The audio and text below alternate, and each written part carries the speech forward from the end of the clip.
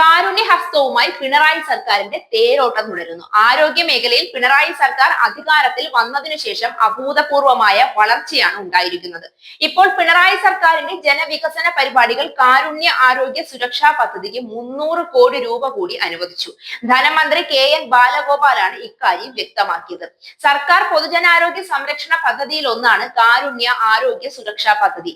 കേരള ജനസംഖ്യയുടെ ഏറ്റവും താഴെയുള്ള 40% വരുന്ന 42 ലക്ഷത്തിലധികം ദരിദ്രരും ദുർബലരുമായ കുടുംബങ്ങൾക്ക് ദ്വിതീയ തൃതീയ തല പരിചരണത്തിനും ചികിത്സയ്ക്കുമായി ആശുപത്രിയിൽ പ്രവേശിപ്പിക്കേണ്ടി വന്നാൽ പ്രതിവർഷം 5 ലക്ഷം രൂപ ചികിത്സയ്ക്കായി കൊടുക്കുന്ന ആരോഗ്യ സംരക്ഷണ പദ്ധതിയാണ് കാരുണ്യ ആരോഗ്യ സുരക്ഷാ പദ്ധതി അഥവാ KASP.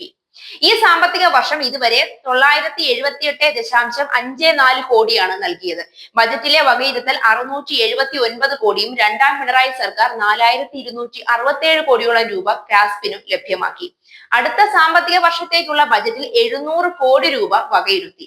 ഓരോ കുടുംബത്തിനും പ്രതിവർഷം 5 ലക്ഷം രൂപ വരെ സൗജന്യ ചികിത്സ ഉറപ്പാക്കുന്ന കാസ്പിൽ 41.99 ലക്ഷം കുടുംബങ്ങൾക്കാണ് സൗജന്യ ചികിത്സ ലഭിക്കുക.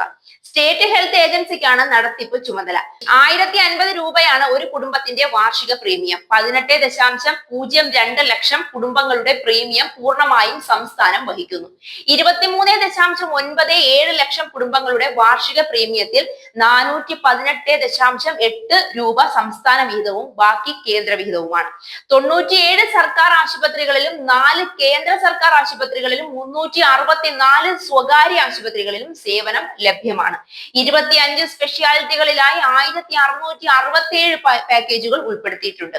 കാരുണ്യ ആരോഗ്യ സുരക്ഷാ പദ്ധതി ഗുണഭോക്താക്കൾ അല്ലാത്തതും 3 ലക്ഷം രൂപയിൽ താഴെ വാർഷിക വരുമാനവുമുള്ള കുടുംബങ്ങൾക്ക് ഒറ്റത്തവണത്തേക്ക് 2 ലക്ഷത്തിന്റെ സൗജന്യ ചികിത്സ ഉറപ്പാക്കുന്ന കാരുണ്യ ബെനവലന്റ് ഫണ്ട് സ്കീമിലുമുണ്ട്.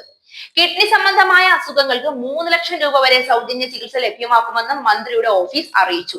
ഇതോടെ ജനങ്ങളുടെ ആരോഗ്യ സുരക്ഷയ്ക്ക് കേരളം കുറച്ചുകൂടി കരുതൽ കാണിക്കുകയാണ്.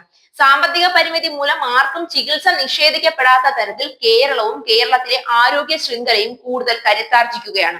ഇത് മുഴുവൻ കേരളീയർക്കും പുത്തൻ പ്രതീക്ഷയാണ് നൽകുന്നത്. കോൺഗ്രസിനോ കേന്ദ്രത്തിൽ BJPക്ക് പോലും ആരോഗ്യ രംഗത്ത് നടത്താൻ കഴിയാത്ത അത്രയും മെച്ചപ്പെട്ട വികസന പ്രവർത്തനങ്ങളാണ് കേരളത്തിൽ പിണറായി നടത്തിക്കൊണ്ടിരിക്കുന്നത്.